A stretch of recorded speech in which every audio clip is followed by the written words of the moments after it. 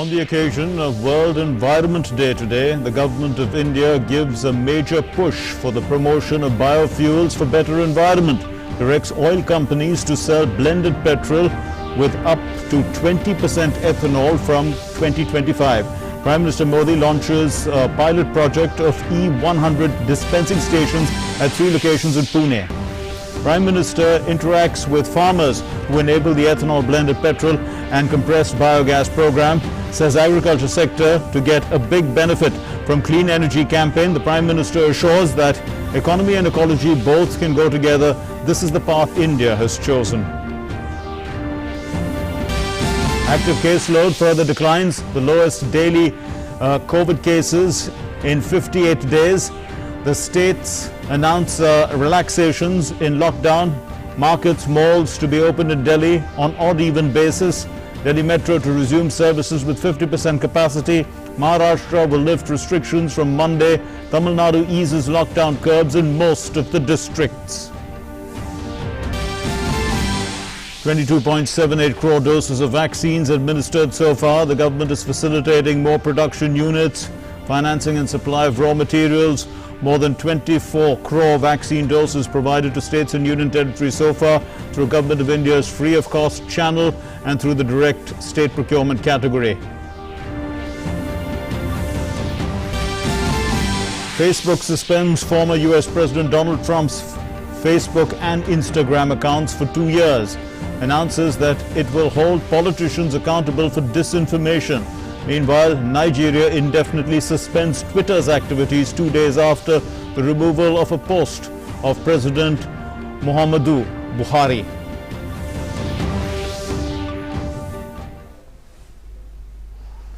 Namaskar and welcome to the news. My name is Mark Lynn. Let's begin with our top story. World Environment Day is being observed today, and the theme for the 47th World Environment Day is ecosystem restoration.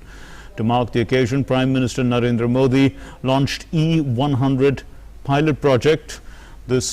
And he also launched various initiatives to achieve a target of 20% ethanol blending, and this is to strengthen India's resolve towards creating a low carbon and sustainable future. The Prime Minister also released the report for the expert committee on the roadmap for ethanol blending in India 2020-25.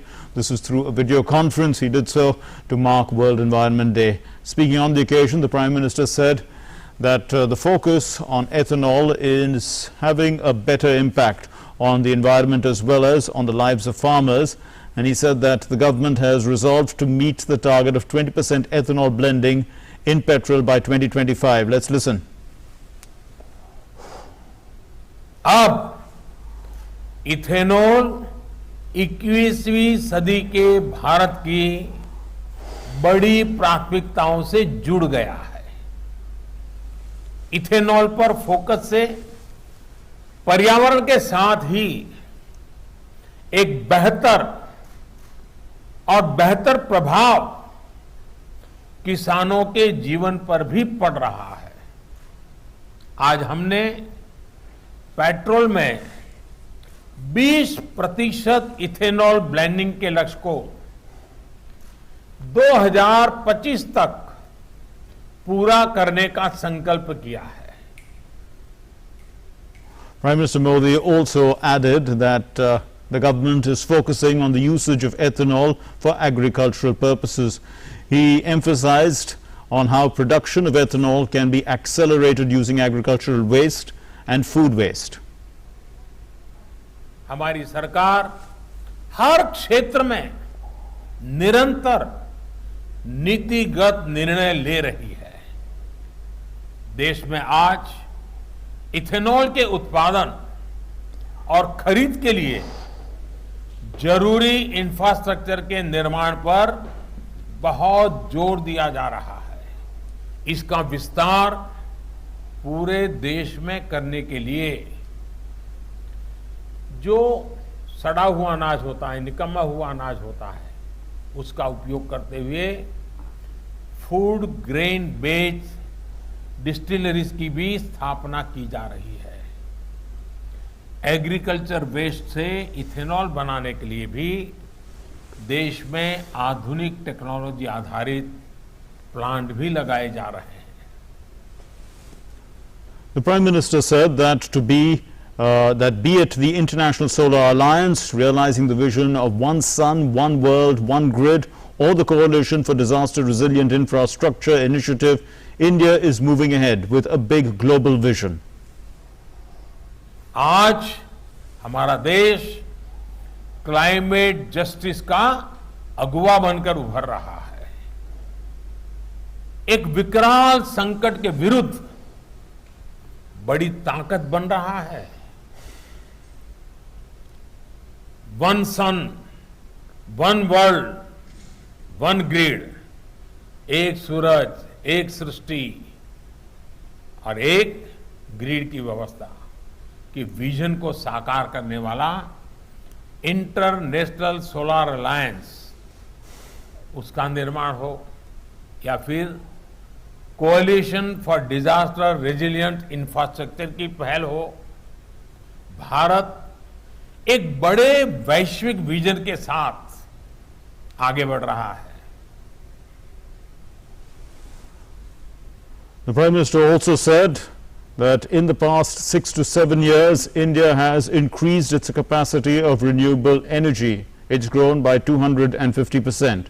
He also said that India is among the top 5 countries in the world in terms of renewable energy. 6-7 साल में renewable energy की हमारी capacity में 250% से अधिक की बढ़ोतरी हुई है। इंस्टॉल रिन्यूएबल एनर्जी कैपेसिटी के मामले में भारत आज दुनिया के टॉप 5 देशों में है।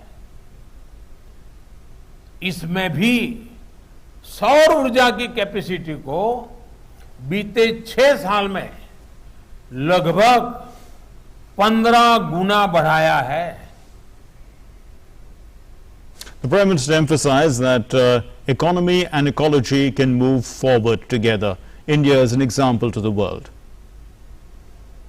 आज भारत दुनिया के सामने एक उदाहरण प्रस्तुत कर रहा है कि जब पर्यावरण की रक्षा की बात हो तो जरूरी नहीं है कि ऐसा करते हुए विकास के कार्यों को भी अवरुद्ध किया जाए।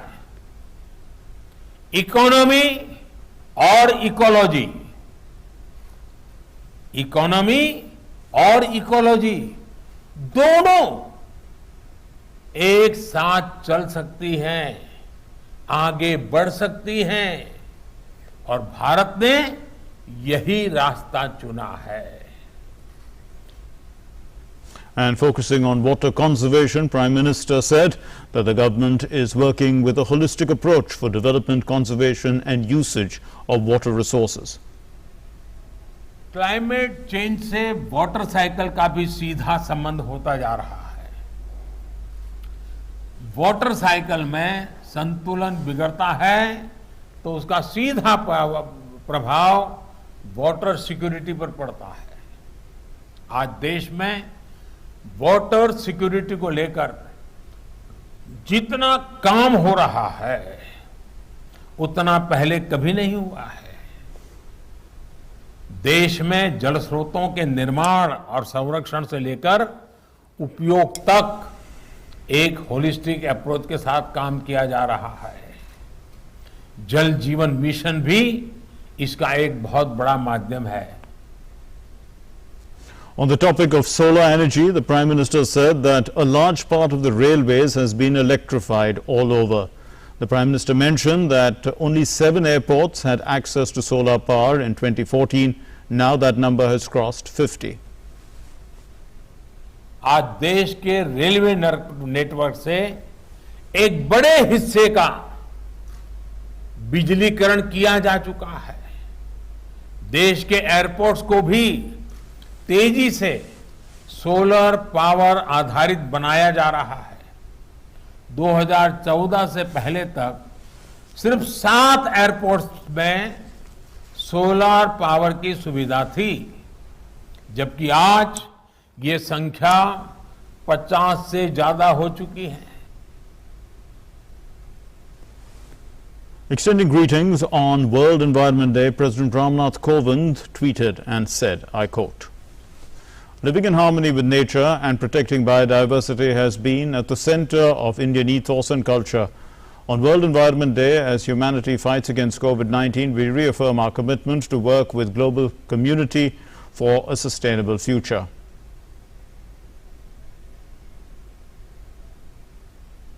On the occasion, the Union Home Minister Amit Shah tweeted and said, "Human being has an inseparable relationship with nature.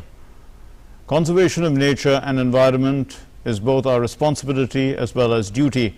Modi government has taken several unprecedented steps in this direction for creating awareness in society. Let us contribute by becoming more aware of our nature on World Environment Day."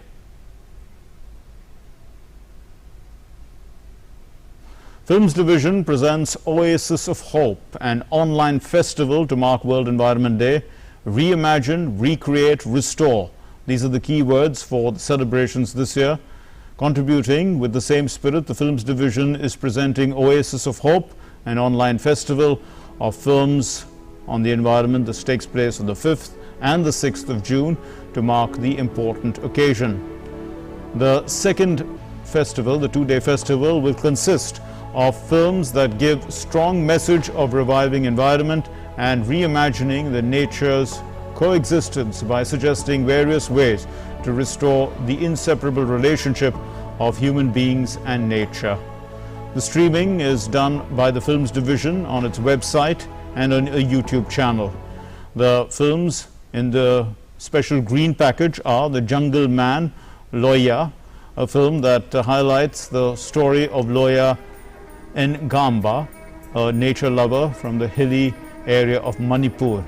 For 6 years, Loya stayed alone on the hill, building a dense forest almost from scratch, and created a green space for local communities. It's a story of reorienting man's relationship with nature and building a culture of peaceful coexistence.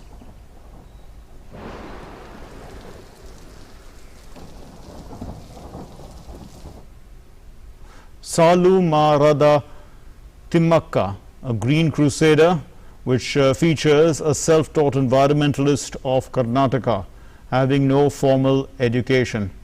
Salu Marada Timmakka is considered as a role model for environmentalists all over the world, having planted hundreds of roadside trees. Climate Change is a film on the perils of global warming and climate change. This festival is being screened on the website filmsdivision.org/documentary of the week, and this is on youtube.com user Films Division, and this was throughout the day, today and tomorrow.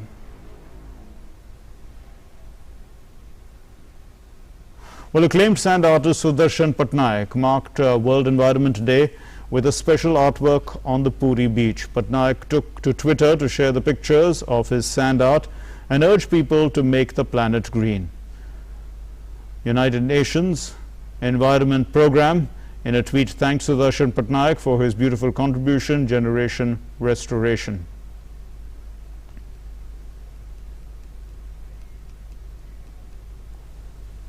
Amid the triple environmental threat of biodiversity loss, climate disruption and escalating pollution, the United Nations Secretary General Antonio Guterres on Friday launched an unprecedented effort to heal the earth. Kicking off the UN decade on ecosystem restoration, the UN chief said the planet was rapidly reaching a point of no return, cutting down forests, polluting rivers and oceans, and plowing grasslands into oblivion. The degradation of the natural world is already undermining the well-being of 3.2 billion people, or 40% of humanity. Luckily, the Earth is resilient, but she needs our help. We still have time to reverse the damage we have done. That is why, on this World Environment Day, we are launching the United Nations Decade on Ecosystem Restoration. This global movement will bring together governments, businesses, civil society, and private citizens in an unprecedented effort to heal the Earth. By restoring ecosystems, we can drive a transformation that will contribute to the achievement of all the Sustainable Development Goals. On the occasion of World Environment Day, we bring you a story on Mimaansha Agarwal, who has turned the barren land in Wadia in Amreli district into an oasis. Let's look at this report. A barren and arid patch of land welcomed Mimaansha Agarwal, who got posted in Amreli district as chairman Taluka Legal Service Committee.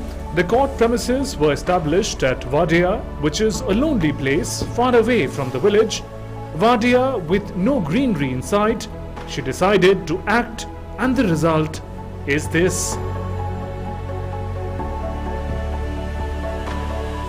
With the help from local and court authorities, the work began on a war footing, and in just a couple of years, the inhospitable land turned into an oasis.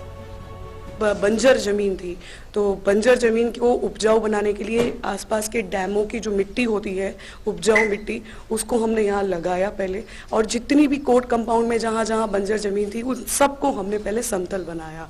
फिर हमने forest department Amreli की मदद से इस पूरे compound की fencing करी, जिससे कि हम पौधे लगाएं तो उस पर जानवरों का अटैक ना हो और वो हमारे पौधे नष्ट नहीं हो जाए. उसके बाद में जब हमारी ज़मीन और हमारी फेंसिंग तैयार हो गई, तब हम लोगों ने बारिश से पहले उसमें खड्डे खोदना शुरू किया और आसपास से गौशाला से कलेक्ट किया हुआ पूरा खाद हमने इसमें डाला इन खड्डों में. और उसके बाद हम अलग अलग जगह से, जहाँ छोटी नर्सरी, बड़ी नर्सरी, आसपास की जितनी भी नर्सरी थी, हम खुद जाकर छुट्टियों में, और हमारे परिवार ने, मेरा स्टाफ, मेरा कोर्ट का स्टाफ, हम सब ने मिलकर वो पौधे इकट्ठे किए और हमने यहाँ पे करीबन 2500 से 3000 पौधे उस वक्त प्लांट किए.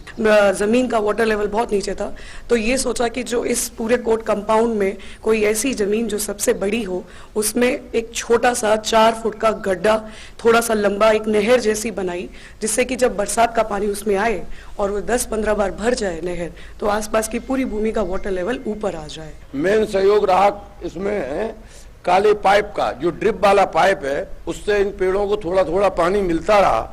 मगर यहाँ सौराष्ट्र में हवाएं बहुत तेज हैं, तो इसलिए पेड़ों को बार बार बांधना बहुत मुश्किल काम था.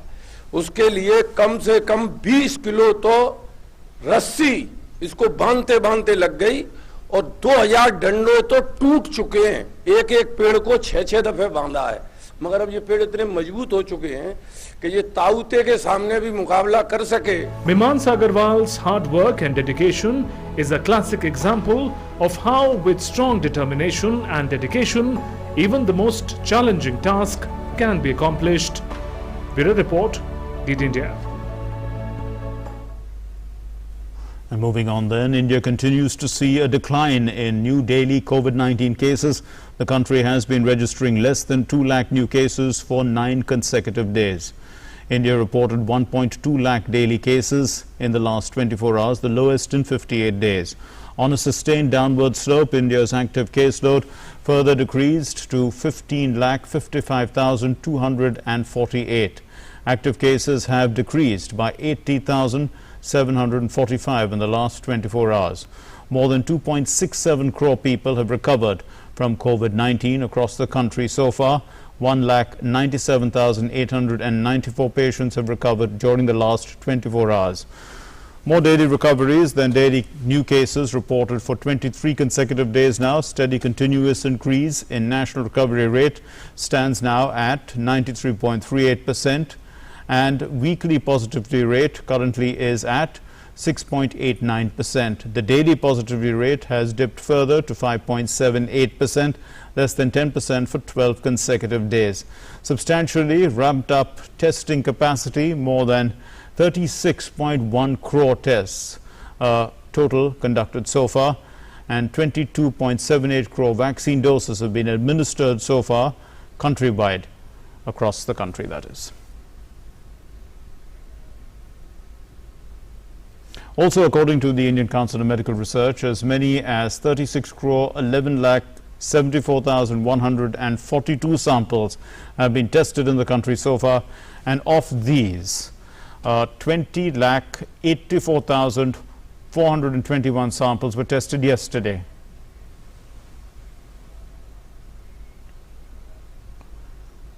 As part of the nationwide vaccination drive, Government of India has been supporting the states and union territories by providing them COVID vaccines free of cost. In addition, the Government of India has been facilitating the direct procurement of vaccines by states and union territories. Implementation of the liberalized and accelerated phase 3 strategy of COVID-19 vaccine has started from the 1st of May 2021. Under the strategy, in every month, 50% of the total Central Drugs Laboratory cleared vaccine doses of any manufacturer would be procured by Government of India. It would continue to make these doses available to the states totally free of cost, as was being done earlier. More than 24 crore vaccine doses have been provided to the states and union territories so far through the Government of India free of cost channel and also through direct state procurement category. Of this, the total consumption, including wastage, is 22 crore 65 lakh 8,508. More than 1.65 crore COVID vaccine doses are still available with states and union territories to be administered.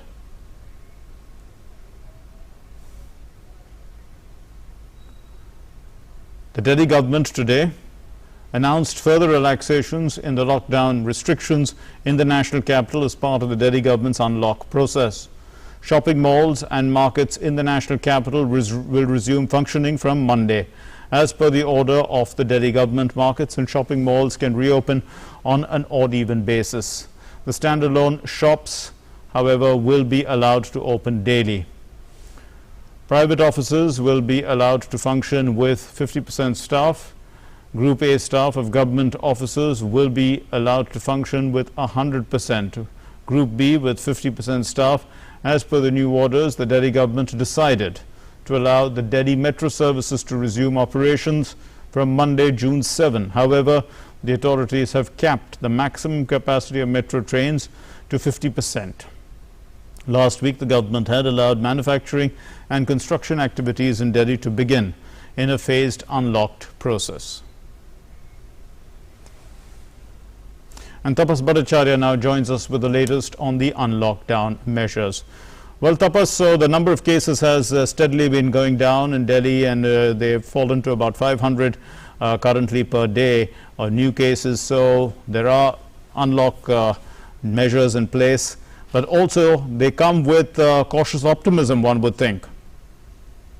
Without an iota of doubt, Mark. In fact, what we have been told is that even though the Delhi health bulletin has not yet come, but we are expecting nearly close to 400 new cases in the last 24 hours, and keeping the number of cases which has been gradually declining over the days, it has been decided that this is the second unlock process that has been kicked in. Remember, on April of 19, the lockdown of the national capital started, and from then onwards, it took almost a while. And now, after the last week, when the first lockdown unlock process started, where the manufacturing and the construction workers were permitted to attain to start the work, and after that, this particular second unlock is a huge sign of relief to Delhiite as well as to the trading community. There are a couple of main points that are very much important. The first and the foremost is definitely the Delhi metros starting and with almost 50% capacity. So that's a great sign. One would hope that by next week also the other public transport system will also start functioning. So again, with the cap on the capacity. The second and the very important point is the opening of the markets and the malls. It's been said that 50% or even 50% of the market will be open on any given day, and the timing has been given from 10 a.m. to 8 p.m. Okay. And that's a great a boost for the trading community. They've been it's been a while that they have been shutting their shop, but they have now started opening. They will start opening it from Monday onwards.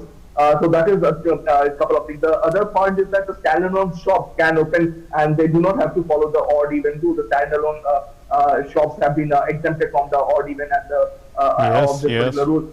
although and in that also this essential services and shops which provide essential services have been exempted. So that's another point that is there. So as of now, what we can say is that this is a welcome process, and one who would hope that as the number goes down further, even further the lockdown measures will be removed, and we can say that by another week or two, more such measures will be taken in the national capital, Mark. Yes, but Tapas, let's talk about the metro, because a lot of people rely on that for their movement, and now 50% capacity is what the metro is going to run at. The question is that, is this the frequency of the trains would be increased, or or are all the routes open? These are questions in people's minds. We are awaiting, in fact, information from the DMRC. We have already asked for information, and we are saying that they will get back to us with more information. But what we can tell you is that so far, what the DMRC has been planning at, it has been hit quite hard since the pandemic started, and they've been trying to come to terms with that. So what they are planning to do is that restricting the number of trains, and also the number of passengers going and taking the metro at each and every station. They believe that one particular metro is running full. They will restrict the number of passengers in the station. So that they will be trying to regulate. But we will be awaiting for more updates from Delhi Metro. We're still working out what they are still working out, but exactly will be the modus and how they will be able to cap this 50% capacity rule that has been given to them. Mark. Right. A final question, Tapas. Also on the streets of Delhi, there are a lot of checkpoints, in a sense, where traffic is restricted to check, because of course there has been a lockdown in place. Now, will those be removed in the unlockdown period? Not yet. Not necessarily. Not Go ahead. Not yet. Mark, as has been stated in the press conference, there will be it's unlocked process. It's not completely. They have removed the lockdown. They have made it very clear that. Even for the private offices, they have said that 50% they can work with 50%. Though they have said that the private offices should try to work more with work from home, and there are certain rules that are still there. And if there are people who try to roam around the roads or try to go about their business without following the COVID behavior protocol, especially wearing the mask and not following the social physical distancing protocol, the Delhi police and as well as the other agencies will take strict action. It's the thing that they've been the administration has been talking about, the fact that even this particular wave that came. There was a laxity of how some people were handling the COVID behavior protocol, and this time, getting a cue from that, they are not taking, they guard down. In fact, once the market starts opening, it will be the Delhi police as well as the authorities will like to enforce these particular norms, so that we leave it there, Tapas. Repeat of what happened should not happen. Thanks very much, Tapas Bhattacharya, for all those inputs. So COVID-appropriate behavior is key once the unlockdown process begins. Now, moving on then, Maharashtra will also lift lockdown restrictions gradually from Monday. The government of Maharashtra has announced that it will lift lockdown restrictions gradually through its 5-level unlock plan. In a late-night order, the state government said that the lockdown restrictions will be relaxed on the basis of COVID positivity rate and availability of oxygen beds in Maharashtra. According to guidelines, the situation will be assessed every Thursday by the Public Health Department. Under Level 1, the districts which have a COVID positivity rate of at 5%, this is or less, and the occupancy of hospital beds is lower than 25%, will be allowed to completely unlock, and all activities will continue normally. In Level 2, districts which have 5% COVID case positivity rate and 25 to 40% occupancy of beds Section 144 will remain applicable in these districts that fall under level 2. Theatres, malls, restaurants, gyms, saloons and beauty parlours will be permitted to operate at 50% occupancy. Now, level 3 is in these districts where COVID positivity rate is at 5 to 10% and the occupancy of hospital beds is lower than 40 to 60%. These are included in level 3, and in this level shops selling essential items will be allowed to stay open till 4 p.m. on all days, and those selling non-essentials can function only on weekdays. Construction activities will be allowed with 50% staff. Private offices can stay open till 4 p.m. on weekdays. So level 4, there's another level. Level 4 districts having a positivity rate of 10 to 20% and occupancy of beds at 60 to 75%. So shops selling essentials can stay open till 4 p.m. on all days. Manufacturing sector will be allowed to open with 50% capacity. Public transport will be allowed at 50% capacity. Section 144 will continue. And level 5, these are cities and districts that have a positivity rate of 20% and above and an occupancy rate of about 75%. And there would be no relaxation in these areas. An e-pass would be required to travel to and from any city district which is under level 5. So Shishir Shelar now joins us with more inputs. Well, Shishir, so this is a graded response, one can see, but the point is level 5. How many districts are there in level 5 at this point in time? Well, there are a couple of districts in level 5 as well, including some parts of the Konkan region have also been included in level 5 because we're looking at the number, especially the positivity number in the Konkan region. And of course, the Kolhapur also, the West Maharashtra region also are included in level 5 because we have seen here that the last couple of few days, the positivity ratio, especially in these two areas, is about 20%. And we also seen that the bed occupancy, especially the oxygen bed occupancy, is almost around 75%. And that's the reason, broadly, these two areas have been put into level 5 here. But if you look at the entire state, which has been divided into 5 levels, and accordingly, the state government will assess the situation, especially the local authority, the DM, will take a decision on it. And as what the order said, as per the government order, it stated that on every Thursday, the local authority and the state government will review the situation district-wise, and they will take a decision on whether the district needs to be upgraded in a level 1, or level 2 or 3, whatever it is. So depending upon that, the government have announced this plan here. Now from Monday onwards, there are nearly 18 districts will witness the unlock, which has, we're going to see a complete unlock in the 18 districts of Maharashtra, which include the Thane region also, which is just adjoining to Mumbai. As far as Mumbai is concerned, Mumbai will be unlocked in level 2, because if you look at the numbers, and especially the positivity numbers in Mumbai, which is quite higher, and that's the reason it comes between above 5% here, and that's the reason the Mumbai will be unlocked in level 2. As far as Pune is concerned, the Pune will be unlocked in a level 3. So that's how the state government has divided, looking at the positivity numbers of the particular district and the cities. At the same time, the rural areas also, because particularly this wave, as we are talking about, has spread across Maharashtra, including the rural areas, and that's the reason government had to make some of the important decisions here. The government also made a decision that the municipality areas, for example, the Mumbai, Pune, Nasik, Nagpur, these are the area will be administered by a separate group, and the other areas like districts and the remote villages will be administered by the other group. That's how these two groups have been divided by the state government for easy access and for the easy implementation of entire procedure work which is required for the COVID here. Now, so obviously, as we have seen here, the numbers are gradually declining in Maharashtra. Yesterday's number, if you look at them, it's almost around 40 to 15,000. If you look at the positivity rate of the state, has also increased to almost 94 to 95%, which is quite higher compared to any other state in the country. And that's the reason these are quite a bright numbers that government is focusing on.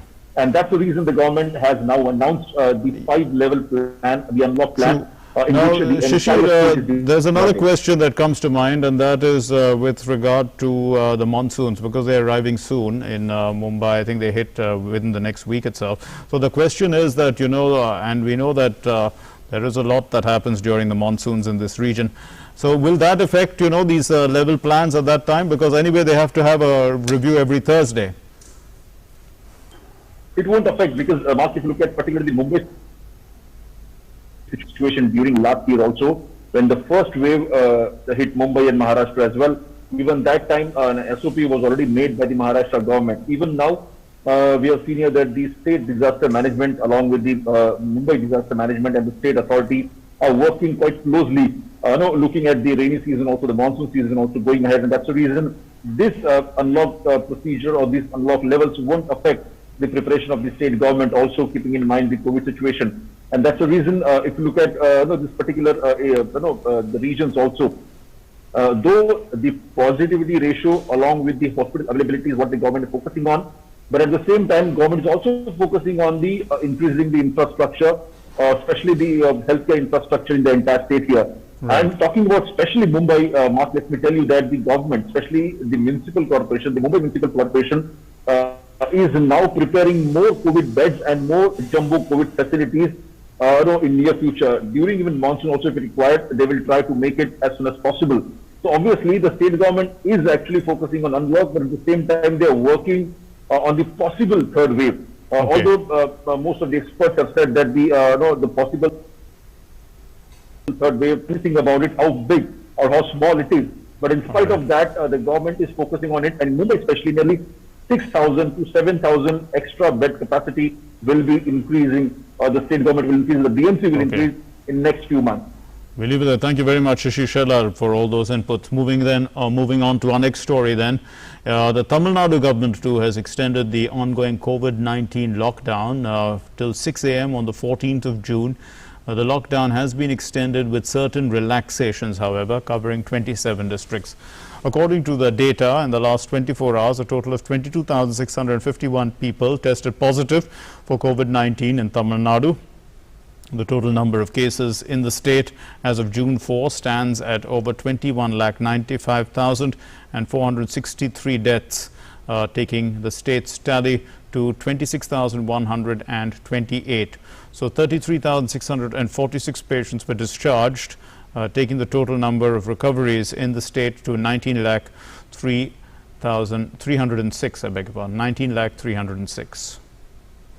Let's now give you a story about this video. In fact, is developed by UNESCO. It's part of the initiative on water conservation. Let's take a look at it.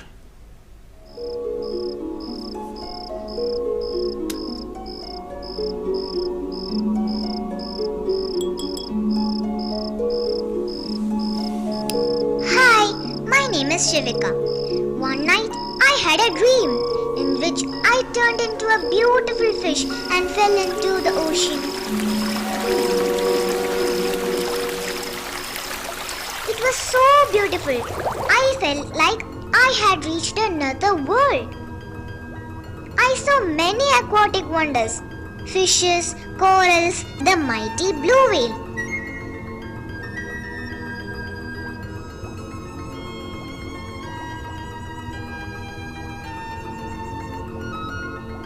I was exploring the wonders of the ocean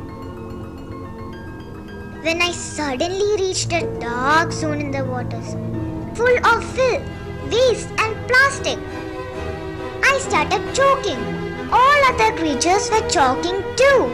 We have to save them. We have to stop littering. Now!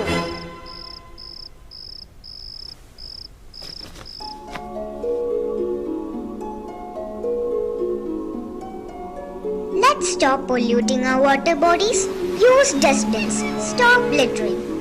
Our planet is so beautiful. Let's keep it that way.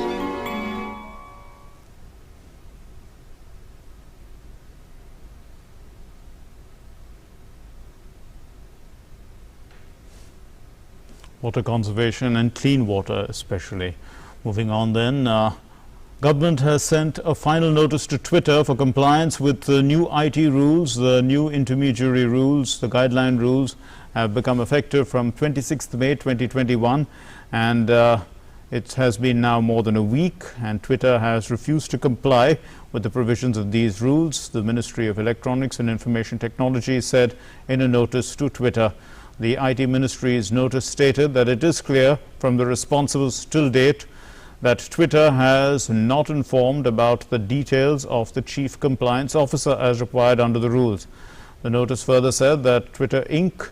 is hereby given notice, one last notice, to immediately comply with the rules, failing which the exemption from liability available under Section 79 of the IT Act 2000 shall stand withdrawn, and Twitter shall be liable for consequences as per the IT Act and other penal laws of India.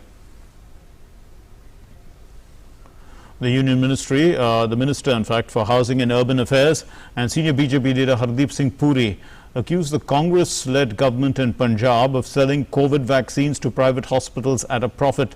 Hardeep Singh Puri said that the beneficiaries had to pay about 1,560 rupees for each dose, which was bought at 309 rupees. अगर 309 रुपए के लिए एक dose खरीदी जाती है, उसको आगे आप 1,000 रुपए के दाम पर प्राइवेट हॉस्पिटल को दे रहे हैं, और वो आगे जो प्राइवेट हॉस्पिटल है उसको जो कल आंकड़े आए थे 1,560 रुपए पर बेच रहा था प्राइवेट हॉस्पिटल। एक डोज जो गरीब आदमी को मुफ्त देनी चाहिए, जो सरकार ने खरीदी है 309 रुपए पे, वो लाभार्थी को मिल रही है 1,560 रुपए पे।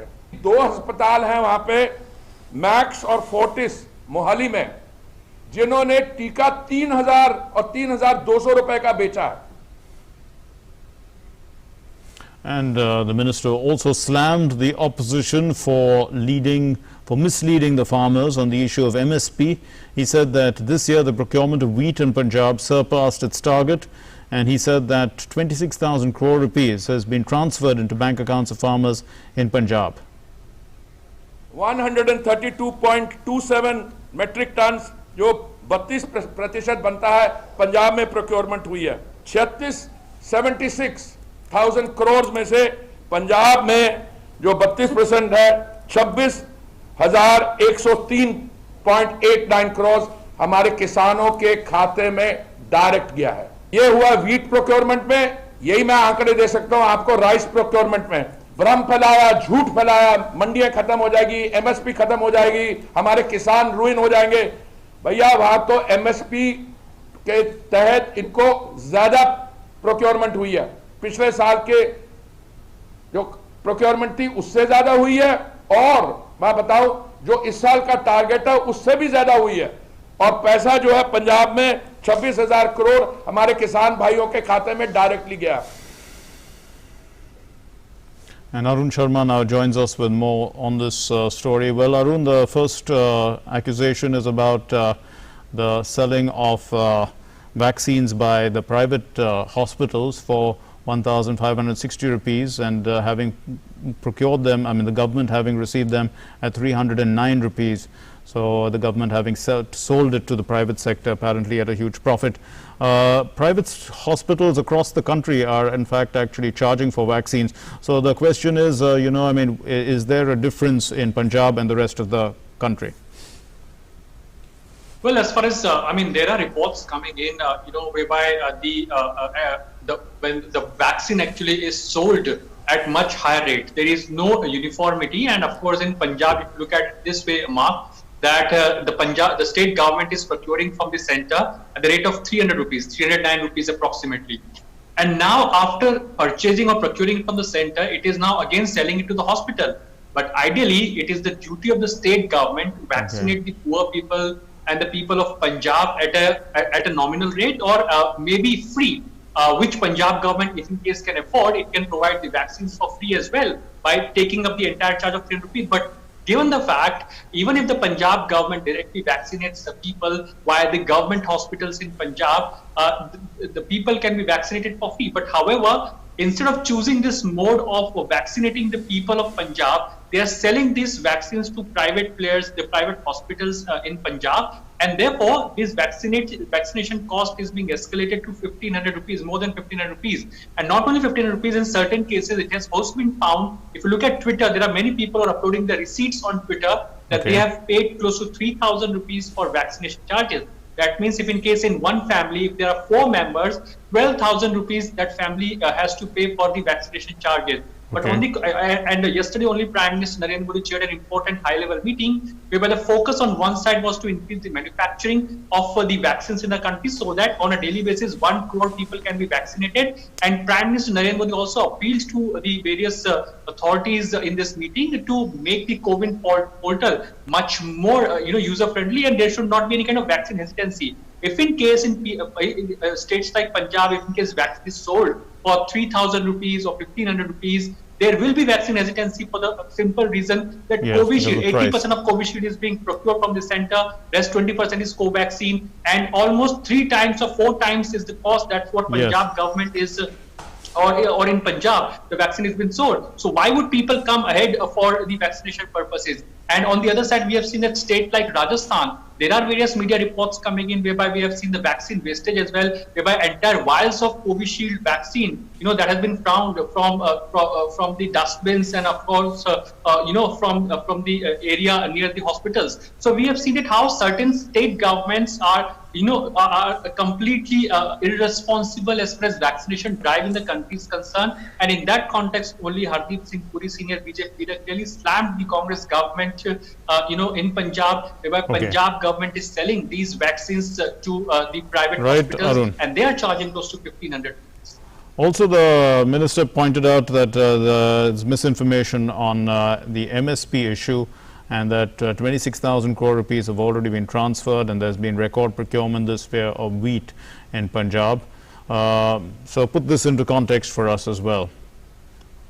Well, Mark, not only in Punjab, record procurement has been done in various other states as well. If you look at last 1 year or so, we have seen record procurement by the central government. In various states, be it Maharashtra, Uttar Pradesh, Punjab. So there are various states where record production has been done. So we have seen that in last 1 year, last 8 to 9 months, a lot of misinformation has been created by political parties, just to create misinformation as far as farm laws are concerned. Number one, they have created that the mandis will be abolished. But if you look at it this way, Mark, now mandis are gradually being upgraded. Center has come out with a fund of 1 lakh crore rupees of agriculture infrastructure fund, whereby in districts and in various states, now farmers can come together. They can take advantage of this 1 lakh crore rupees of agriculture infrastructure fund, and they can create their cold storages and various warehouses for keeping their farm produce as well. So complete misinformation was created, and it is also still being, catered in farmers as of now. On one side, we have seen that the MSP is not being removed. There are no news that the government is on back foot as far as MSP is concerned. Government is on front foot as far as procuring via MSP is concerned. We have seen that how e-mandis or the mandis are being integrated, and of course we have seen that how mandis, the mandis primarily are technologically also upgraded in our country, so that primarily farmers can sell their stuff online as well. There is integration of mandis between one state to another state, so that farmer of one state can sell their produce in another state as well. So yes, we have seen a lot of misinformation, but actually on the ground situation, if you look at the ground situation in various states, not only Punjab, in various states, record procurement has been done by the government on the MSP price, and there is no information as of now that there is no MSP and government is not procuring from MSP. So MSP still exists, and MSP is still going to exist in future as well. But yes, unfortunately, a lot of misinformation was created in past, for which the farmers are being fed with misinformation. We'll leave it there. Thank you very much, Arun Sharma, for those inputs. Moving on to our next story. In a bid to ensure free and fair elections in the country and to maximize the electoral coverage, the Election Commission of India has made a series of recommendations to the Law Ministry, including the cancellation of candidature and increasing the imprisonment to 2 years in case of a false affidavit by poll candidates. In an exclusive interview to Prasar Bharati, the Chief Election Commissioner Sushil Chandra said that the poll panel has suggested to the Law Ministry to work on necessary amendments to include more than one cut-off date for the inclusion of people turning 18 years into the electoral list. Currently, in fact, the statute allows inclusion of names of only those people who have turned 18 years as of the 1st of January of the year. So, in another major reform, the Election Commission has suggested linking Aadhaar card with the voter ID card in order to prevent duplicity of EPIC cards. The Delhi International Airport has tied up with Manipal Hospital to carry out vaccination drive at Terminal 3. The move will see over 60,000 employees of various stakeholders of Delhi Airport's ecosystem getting vaccinated. Our correspondent Tapas Bhattacharya files this report. In a bid to vaccinate its workforce amidst the pandemic, Delhi International Airport launched designated COVID-19 vaccine center at Terminal 3. The move provides an opportunity for vaccination at the workplace to over 60,000 employees of various stakeholders working as part of Delhi Airport's ecosystem. For this, Delhi International Airport has tied up with Manipal Hospital to inoculate the frontline airport staff of the airlines, cargo business, ground handling agencies, air traffic control. Priority will be given to those staff who deals with passenger handling. In the fight against COVID-19, vaccination is a key strategy, and keeping that in mind, Delhi International Airport has decided to inoculate its employees, everyone who are the major stakeholders. And right now I'm in their vaccination center. As you can see, this is the place where the registration is currently going on. People are maintaining physical distancing. The COVID protocol norms are being followed, and this is the place where as of now we've been told that Covishield vaccine is provided. Almost 60,000 of the employees who are going to get vaccinated, and they are one of the first international airport who are leading by example in this particular pandemic. Like it's very good. पहले ऐसा नहीं था, जब other places में बहुत ज़्यादा rush होता है, इजीली वैक्सीनेशन नहीं मिलता है, बट यहाँ पे बहुत इजीली सब कुछ हो गया, नो रश एंड स्मूथली सब कुछ हो गया, एंड इवन ऑब्जर्वेशन के लिए सिटिंग एरिया बहुत अच्छा अरेंजमेंट किया है. सर यहाँ पे सबसे इंटरेस्टिंग चीज़ है कि ये सोशल डिस्टेंसिंग का पूरा ख्याल रखा जा रहा है और बहुत ही नीट एंड क्लीन वर्क हो रहा है, और जिससे कि एक तो टाइमिंग भी कम लग रहा है और लोगों की जो फैसिलिटी बैठने की वो सबसे ज़्यादा बेटर है. सबसे ज़्यादा यही चाहिए कि जो कि टाइमली आप आएँ और अपना वैक्सीनेशन कराएं और उसके बाद आप नॉर्मली अपने घर जा सकें. Outside we are not able to get the slots on co-vaccine. Over here easily we are getting the slots, and the hygiene and social distancing, everything is well maintained. And even you can see that like it is very close to my workplace, so I can say that after getting vaccine, I am very much confident while dealing with the passengers, and like I feel like I cannot be infected again. In this, all the stakeholders working at the airport have worked together to make this possible. That actually puts them in the category of frontline workers. I am very happy that today we are starting this vaccination program to ensure that all the workers, all the people working at airport are vaccinated and are safe. That leads to overall safe airport as well as gives extra safety to the passengers traveling through Delhi Airport. All the staff who are 18 plus years of age can register themselves and take the vaccine at this center. The government has identified aviation as a priority sector, and the effort by Delhi International Airport is in line with that. The airport has also set up a registration center, waiting lounge and an observation lounge for those who have been vaccinated. Apart from this, there would be a provision of doctors and an ambulance to deal with any emergencies. As per the COVID-19 protocol, nobody would be allowed to enter the vaccination center without registration and thermal screening. The vaccination drive will go a long way in the fight against COVID-19, especially in Delhi Airport. Tapush Bhattacharya's report, TD India. In international news now, Facebook on Friday suspended the former US President Donald Trump from its platform until at least January of 2023, in a decision that has been watched closely for signals on how the company will treat rule-breaking world leaders in the future. The social media giant's independent oversight board in May upheld its block on Trump which was enforced in the wake of the January 6 riot at the US Capitol over concerns that his posts were inciting violence. However, the board ruled it was wrong to make the ban indefinite and gave it 6 months to determine a proportionate response. Trump's suspension was effective from the initial date in January and will only be reinstated if conditions permit, Facebook said in a blog post. Nigeria also indefinitely suspended Twitter's activities on Friday, 2 days after the social media company removed a post from President Muhammadu Buhari. This threatened, in fact, to punish regional secessionists. That was what the post did. Information Minister Lai Mohammed said that the government has acted because of the president's use of the platform for activities that are capable of undermining Nigeria's corporate existence.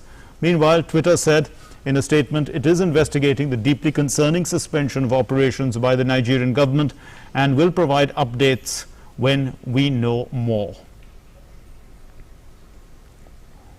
Let's give you some news now about COVID-19 from across the world. So the fight continues against this pandemic. Over 17.33 crore people have tested positive for the virus globally, and the number of recoveries stands at 15.63 crores. This is cumulative, and as many as 37.28 lakh people have died worldwide cumulatively from this virus or COVID-19 since it began. The United States continues to register the maximum number of cases in the world. More than 3.41 crore people tested positive for the virus in that country cumulatively, while the deaths have cumulatively crossed 6.12 lakh. That's all we have in this news bulletin. Thank you very much for being with us. Namaskar.